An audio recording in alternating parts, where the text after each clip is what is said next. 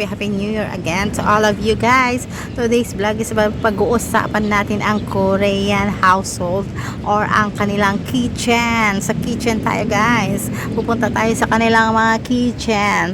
Ang top 13 condiments or mga sangkap or mga ginagamit pang luto sa kanila, ang mga mahalaga ang mga ingredients na hindi pwedeng mawala sa kanilang mga pamamahay, sa kanilang mga kitchen.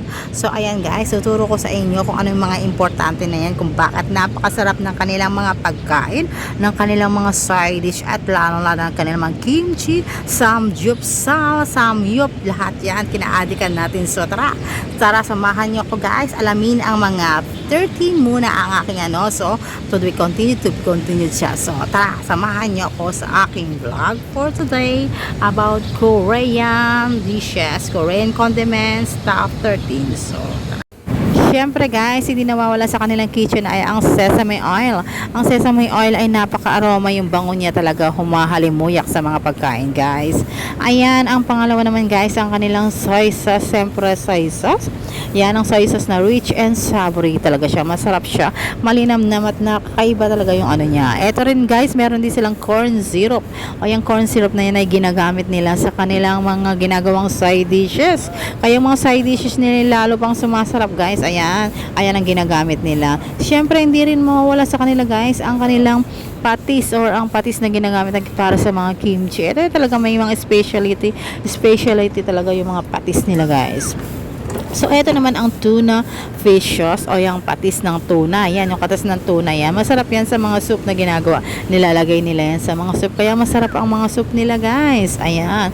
Meron din tayong sesame seed. Yung sesame seed na yan, guys, is aroma siya. Lalo na pagka yung sinunog mo ng konti sa kawali yan. Mabango talaga yan. Binubudbud nila. Minimekos-mekos nila yan, guys. Sa lahat ng mga pagkain ginagawa nila. Ayan, meron din silang black pepper. Ang black pepper nila napakabango niya, tsaka talagang maanghang yung black pepper nila, kaya maganda talaga siya guys gamitin. Eto rin guys, meron din sila guys chili paste, chili powder pala, sorry, chili powder. Hindi mawawala sa isang bahay nila yan, sa kanilang ref, kasi yan ay ginagamit all around, lalo sa pagluluto ng mga kimchi soup. Yan ang mahalaga. Kung meron silang paste, meron din silang paste.